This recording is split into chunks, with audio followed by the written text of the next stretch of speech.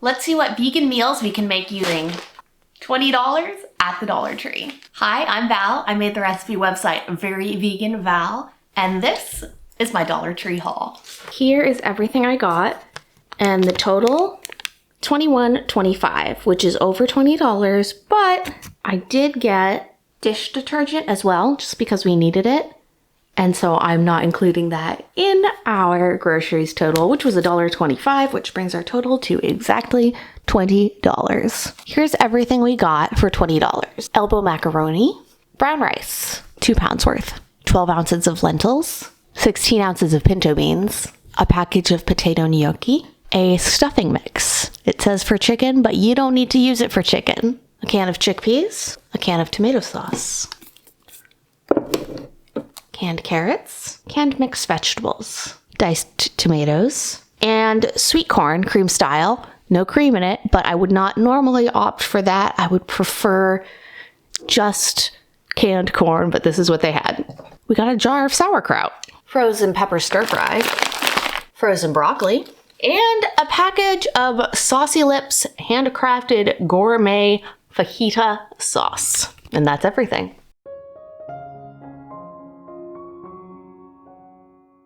Let's get things started with our first meal. We're gonna use this pasta. I'm gonna use 1 pound of it and leave the additional 4 ounces pasta sauce. We're gonna add some bulk to that sauce with our lentils. And then on the side, I think we're gonna cook our frozen broccoli and make some sort of a dressing for it with some of this sauerkraut. Now, it is customary in videos like this to use your own oil and spices, so I'm gonna follow suit. I'm gonna try and keep it to just my own oil and spices, but there is a slight possibility that I will sneak a couple other pantry staples in there if needed, but I hope they will not be needed. First things first, I'm gonna get these lentils cooked. Crushed red chili flakes.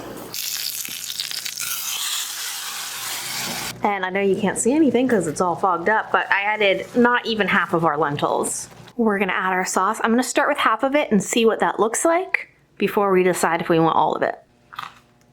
I would say that's already looking pretty saucy. I cooked the lentils a little more than I meant to, so they're definitely sort of blending into the sauce there. Let's give it a little bit of a taste. Yeah, I don't think I want more tomato than that. Assembly time. We've got our pasta cooked and strained. I didn't strain it super well because we want to take advantage of some of that starchy pasta water. And we've got our tomatoey lentils, and we're just gonna mix. I'm also gonna steam these broccoli. You can just steam it in the bag, so that's what I'm gonna do. Let's go ahead and make the dressing while our broccoli is microwaving. We're gonna use some of this kraut, some garlic powder. I think a little dill would be nice, and some inexpensive oil. Now we're just gonna blend it. We had to use a little water to thin it out, but it's quite honestly delicious. We've also got our broccoli and our sauerkraut sauce tossed together. It looks kind of delicious. Our first meal, we have macaroni with tomato lentil sauce and steamed broccoli in our garlicky kraut dressing. I would say if I were to do this again, I would get 2 packages of broccoli because the proportions feel a little bit off to me.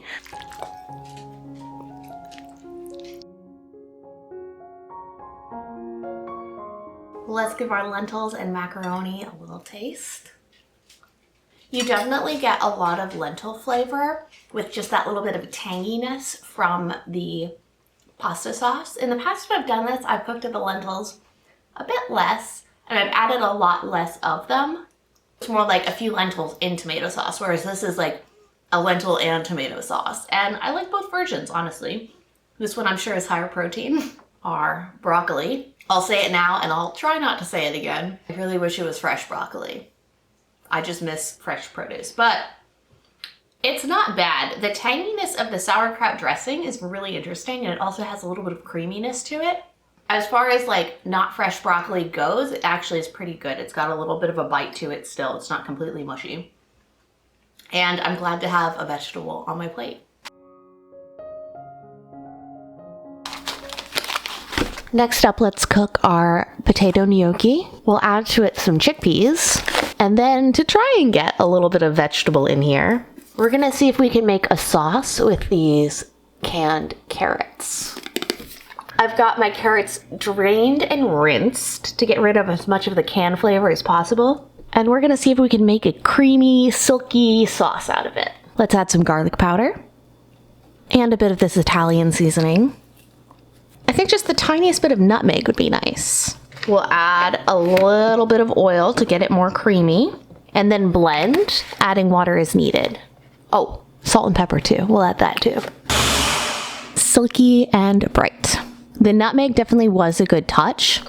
I do wish it had a little acidity to it though. So I think I'm gonna snag a little bit of this sauerkraut brine and blend that in and see if it makes it just that little bit brighter. Add a little salt and some pepper and just let them crisp up a bit. So we're just gonna add our gnocchi in. Again, sorry, I haven't solved this camera steam situation yet.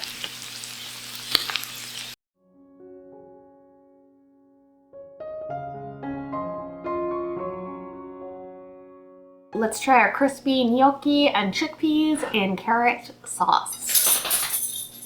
Thank you, Doug. The gnocchi and the chickpea both have a nice crispiness to them, which is why I just put them on top of the sauce, because you don't want to lose all that. I love the nutmeg in the carrot sauce. I don't think I realized how salty canned carrots were until after I'd already salted the sauce. So it is a bit on the saltier side. I think it could really benefit with like fresh lemon juice added to it, but it does actually feel pretty fancy and pretty elevated for a dish where it cost me, what, like $3.50, $3.75? I think this dish cost me about $3.75 to make.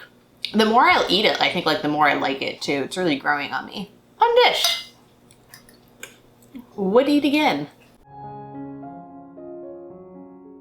The stuffing mix is the one that I kind of think sounds the most fun. So let's see what we can do with it. I was thinking of trying to make like little oven fritter patty things with the stuffing mix and our canned corn. I'm going to use the aquafaba from this can of chickpeas. And then I think it'd be nice to pair it with a little bit of this sauerkraut. We've got our stuffing. I'm gonna add enough water to just about cover it. About 2 cups, and it's warm water. A little oil. And a little of the aquafaba. Let's add our corn. Got it mixed in, and now I'm just gonna set it to the side and let it thicken up. Our stuffing mixture is thickened. I'm gonna put it down in almost like a burger shape, about 1/4 cup at a time. We've got the oven at 350, and I'm just gonna cook it until it looks like it's getting crispy, and then we'll flip. By the way, I have no idea if this is gonna work or not. It very well may not work.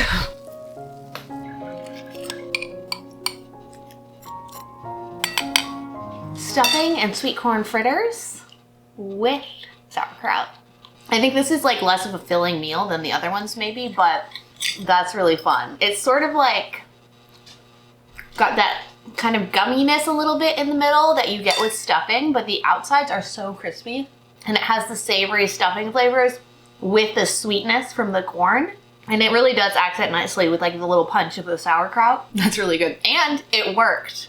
I was not convinced that these were gonna like stay together and form sort of fritter or pancake-like things, but it did. Win. Now that we've got started cooking, I wanted to talk to you a little bit about the dollar store. Now, Dollar Tree and Dollar General are both dollar stores, although I think of Dollar Tree as the more authentic dollar store because things are more often priced at $1 or $1.25 since about 2022. Dollar General, on the other hand, is more of a discounted grocery store, and things are frequently not priced at $1. So I went shopping at the Dollar Tree, and I went out of my way to find a Dollar Tree that had a frozen section because none of the ones closer to me have that. And I thought it would be quite an advantage when looking for some form of produce to be able to get frozen vegetables. And while it didn't entirely not pay off, I did get that frozen broccoli and the frozen peppers. It didn't pay off as much as I thought it would because those were the only 2 frozen vegetables they had. Most of the frozen section was made up of ice creams and frozen pizzas, and none of them were actually priced at $1.25. This was my first time discovering that the Dollar Tree also has more expensive items. They were selling those for $3, $4, or $5. I was originally thinking of filming some of my shopping experience, but it became pretty clear when I got to the store that that was not going to be a great idea. The aisles are already fairly narrow, but in addition to that, it was relatively crowded, and the aisles were filled with boxes that needed to be stocked. I later watched a video that John Oliver has done on this, and apparently this is a very common dollar store phenomenon, and it is essentially the result of not hiring enough staff to be able to put products on the shelves.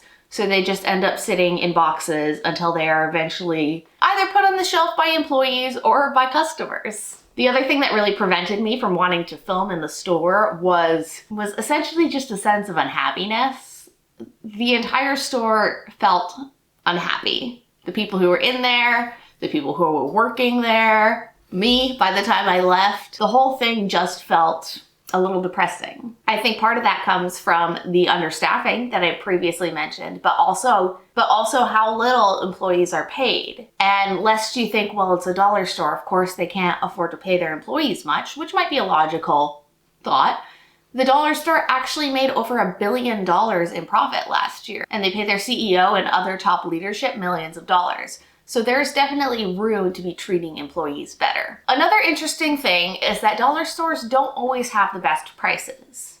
Certainly some of them are pretty good. Where else are you gonna find a package of gnocchi for $1.25? And although we're only looking at 12 ounces, I think frozen peppers and onions for $1.25, again, an amazing deal. Not everything is that great of a deal though. I could get this can of chickpeas at my local Wegmans for 79 cents, and I paid $1.25 at the dollar store. These lentils, I still think are a good deal at $1.25, but they definitely do things like sell you a 12-ounce package instead of a 16-ounce package. That makes it a little bit worse of a deal.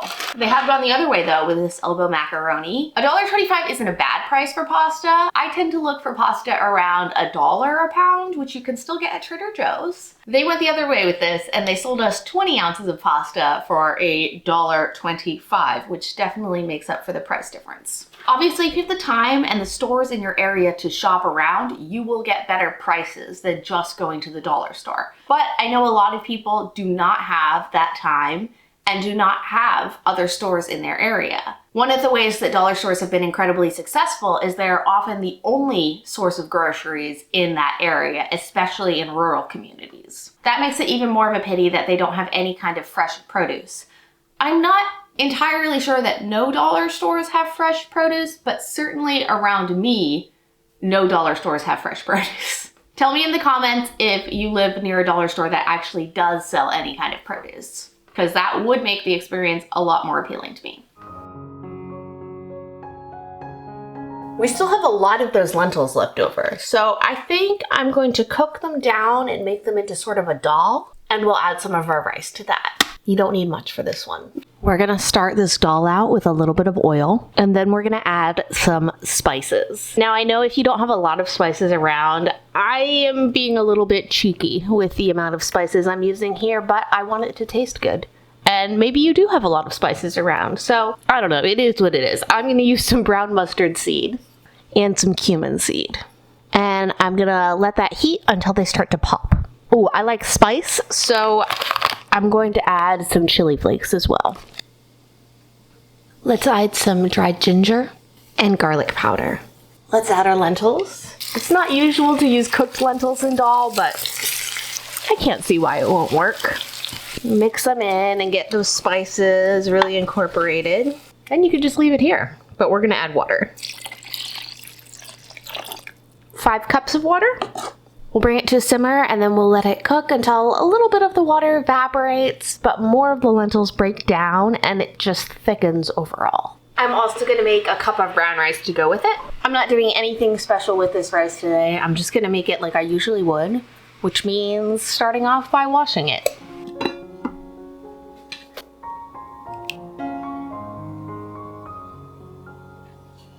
This definitely isn't the most aesthetically pleasing thing I've made, but if you were here, you would know it is definitely one of the best smelling things I've made. The lentils are silky and so deeply rich and well spiced. The rice is simple but lovely, and it is perfect when coated with the lentils. In a dish like this, I don't necessarily even miss the fresh vegetables. It's just so warming and comforting. Very lovely. Next up, we're going to make a rice and beans style bowl. Of course, we will need some rice. And we're gonna make it taste a little bit better with some of this remaining tomato sauce, pinto beans, fajita vegetable stir fry mix, and of course our spicy lips sauce. I'm going to start here by pressure cooking our beans just so that they're ready and out of the way. Now let's make a second cup of rice. And we're going to be going for a Spanish style rice here. So I've got slightly less water in this pot than I usually would. And I'm going to add a good amount of our leftover tomato sauce. Still not all of it. You get a good amount in that jar. And because I'm a little bit worried that we might be veering into Italian instead of Spanish, I'm going to add some extra spices. Some more garlic, because garlic is good in everything. A touch of Spanish pimento. And I was going to add some Mexican oregano, but I cannot find it, so this will be it. Now we'll just cook it just like we normally would with rice. While our rice is cooking, we can make some vegetables to go with it. We've got some oil in our large skillet. And once it's hot, we'll be adding this here pepper stir fry. I'm happy this has pieces of onion in it because I have been missing onions in all my cooking. They do tell you to steam it or to microwave it. I hope that's not really that important because I don't want to. I really want to saute them, so hopefully this works out. Let's add about half of this, maybe all of it, but we'll start with half. No, we're gonna want all of it. And I always use a little water to rinse out packages like this, just so you get all the flavor out of it. Now we're just gonna cook it to thaw the vegetables out all the way and to remove that excess moisture that I just added. I'm getting it as high as possible to try to not have soggy vegetables, although when you're dealing with canned and frozen vegetables, some amount of sogginess is likely. We've got our sauteed vegetables. They smell amazing. And I'm not going to bother cleaning out the pan at all for this next step because this is just extra flavor for our beans. We'll add a little more oil and then our cooked pinto beans. That's about half the pinto beans that I added to that. I'm also going to add just a touch more of this tomato sauce, pepper, salt, garlic, New Mexican chili powder. Now, I like my beans to be like somewhat mashed, somewhat whole, so that's what I go for when I cook them. Lightly smashed beans. All done.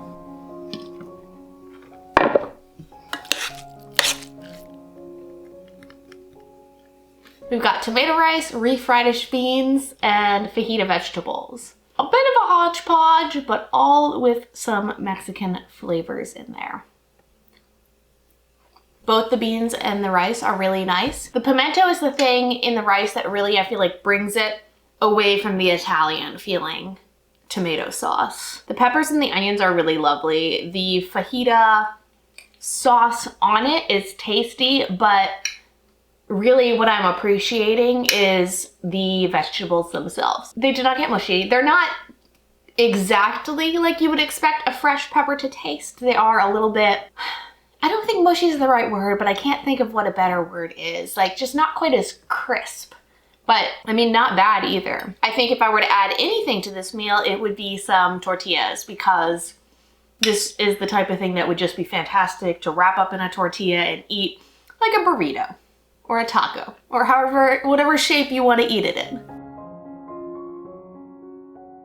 I was thinking of doing a rice congee next. We have quite a lot of rice left. I would say we still have at least 3 cups of rice. I don't know, I just don't really feel like making it. So here's what else we have. We have about a 1/4 cup of our tomato sauce, about half the jar of sauerkraut, 4 ounces of our elbow macaroni, about half a pound of cooked pinto beans, and then we haven't touched our diced tomatoes or mixed vegetables. And what I feel like making more than congee is just a soup, almost like a minestrone. So this rice is out, we'll save it for another day. We can use the rest of our tomato sauce and the tomatoes in the broth. We will rinse off and add these mixed vegetables and the beans, and then add the pasta in towards the end. I'm on the fence about the sauerkraut. I know people do make sauerkraut soup, but I think it's typically a bit of a sourer soup. So we'll see how it tastes and decide as we go. We'll start off like we often do with some oil and granulated garlic. We'll also add some Italian seasoning. You know, I think I am gonna add some of this sauerkraut. Life is too short to be boring. I am gonna rinse it off first to get a little bit of the salt out so it's more cabbagey. I think it'll be good. Let's add the rest of our tomato sauce now, as well as our can of tomatoes. To that, I'm also gonna add just a few cups of water. We're gonna add a bay leaf and a cheese bouillon cube. Now, I'm not really sure if this counts as spices, but it is something I have around in my pantry with my spices, and it is pretty much perfect for this application. All right, we've got our water boiling. I'm gonna add the pasta. Now, really, you should cook this independently so your noodles don't get too soggy, but who's got time for that? Not me. I'm okay with some soggy noodles. Let's go ahead and just throw those beans in now too. The pasta is close to done, so let's add our vegetables. We've got our canned vegetables as well as a good amount of that sauerkraut that I've rinsed under cold water to try and remove as much of the salty, canny flavor as I can. As a side note, there were way more different vegetables in that can than I expected. All right, we'll just cook for another minute or so and then it will be done.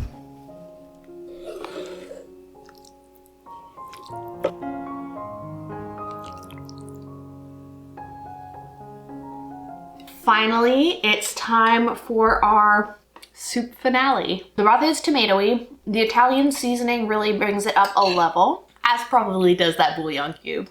The beans are tender.